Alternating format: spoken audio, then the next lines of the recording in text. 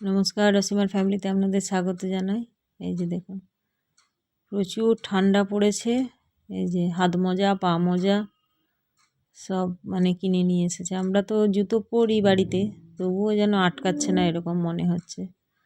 তাই আর মেয়ে সকালবেলা করে পড়তে যায় ও সাইকেল নিয়ে, তো এত ঠান্ডা হয়ে যায়, এমনিই ঠান্ডা লেগে গেছে।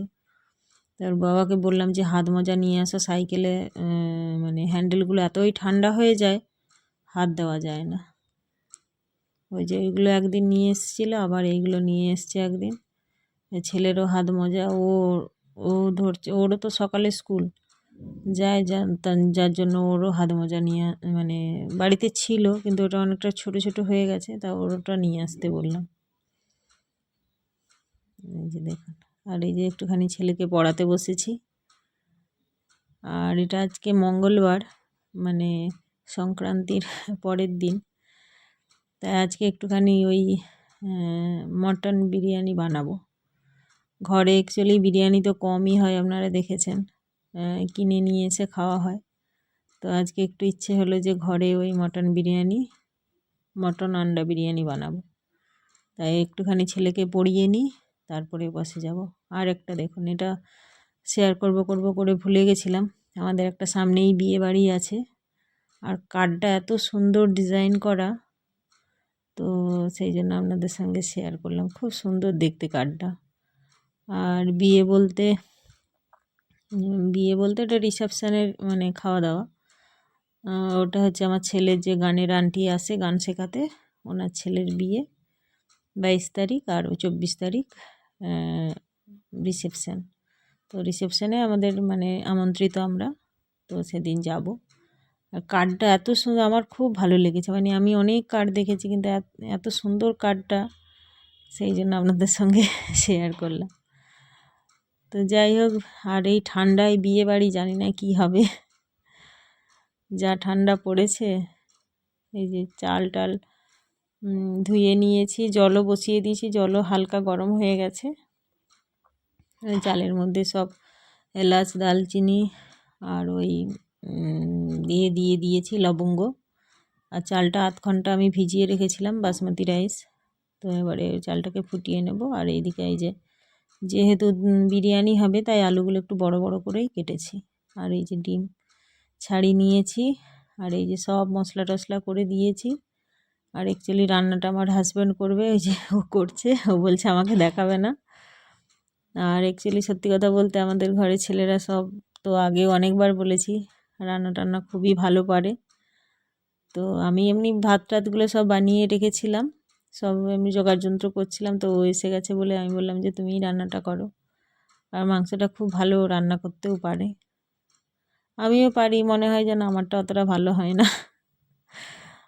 তাই সব কেটে কুটে সব জোগাড় যন্ত্র করে দিয়েছি। তাই এসে এই যে মটনটা ইয়ে করছে, মানে রান্না করছে। মটনটা একটুখানি প্রেশার কুকারে সিটি মেরে নিয়েছি, কারণ যেহেতু বিরিয়ানি হবে, তো ওখানে ভাতে তো আর সেদ্ধ হবে না, তাই জন্য দুটো সিটি মেরে নিলে মটনটা অনেকটা সেদ্ধ হয়ে যায়, আর বানাতেও সুবিধে হয়। তো আমাকে তো কিছুতেই করতে দিল না পুরোটা ভিডিও। যাই হোক, মানে মটন টটন হয়ে গেছে। আর সত্যি কথা বলতে ঠান্ডায় ইচ্ছেও হচ্ছে না। আর এই যে দেখুন, আলুটা আলাদা, আলুটা এখন নতুন আলু তো নরম, মানে ভাজার সময় ভালো করে চাপা চাপা দিয়ে আমি ভেজেছিলাম, যার জন্য আলুটা অনেকটাই সেদ্ধ হয়ে গেছে। আলুটা না সেদ্ধ করলেও চলবে, যার কারণে এই যে শুধু মটনটা সেদ্ধ করে মটনটা কষা হয়ে গেছে, তারপরে আলু দেবো। অ্যাকচুয়ালি বিরিয়ানিতে বেশি মটন দেবো না, অল্পই দেবো, যেহেতু ডিম আছে, আর মটনটা এমনি তরকারি হিসেবে রাখবো। আর এই যে লেয়ারটা সাজাচ্ছি, তাই তো ওই যে মশলা গুঁড়ো মানে দেওয়া ভুলে গেছিলাম বলতে, এটা অ্যাকচুয়ালি আমাদের এখানের একটা মানে দোকান আছে বৃন্দাবন বলে, আগেও একটা বিরিয়ানিতে আপনাদের সঙ্গে শেয়ার করেছিলাম। তো ওদের একটা প্যাকেজিং থাকে বিরিয়ানির মশলার, তো সেই প্যাকেটের মধ্যে ওরা 1 কিলো চাল, 500 চাল, 2 কিলো চাল এরকম করে মানে কোঅর্ডিনেট করে দেয় যে এই 1 কিলো চালের এই মশলাটাই লাগবে, আদার্স অন্য কোনো মশলা লাগবে না। ও বিরিয়ানি এসেনশিয়ালস আর সব মানে একটা গুঁড়ো পাউডার, এই যে এই যে লাল লাল পাউডারগুলো, এইগুলো সব কিছু, লবণও এক্সট্রা লাগবে না, কোনো কিছুই লাগবে না। এর মধ্যে প্যাকেজের মধ্যেই সব কিছু দেওয়া থাকে আর একটা করে মানে লেখা দেওয়া থাকে পদ্ধতি, রেসিপিটা কিভাবে বানাতে হবে, কিভাবে কি করতে হবে, কতটা পরিমাণ, সব কিছু ওর মধ্যে দেওয়া থাকে। আর মশলাটা খুবই সুন্দর, খুবই সুন্দর, মানে আমরা অনেকবারই বানিয়েছি। তো যতই আমরা আলাদাভাবে তো বাজারে কিনতে পাওয়া যায় মশলা, কিন্তু তার তুলনায় অনেকটাই স্বাদ আর খুব ভালো লাগে, আর খুব অল্প জিনিসেই হয়ে যায়।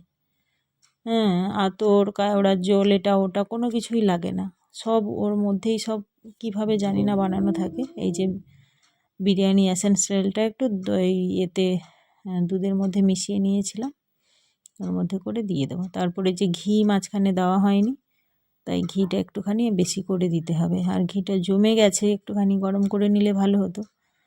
তো এখন তো শীত, একদম ঘি জমে গেছে, বসে গেছে, তাই এর উপর থেকে একটুখানি ঘি ছড়িয়ে দেবো আর করব, ফয়েল দিয়ে দেবো যাতে বাষ্পটা না বেরোতে পারে, তাড়াতাড়ি হয়ে যাবে, মানে বেশি সময় লাগবে না।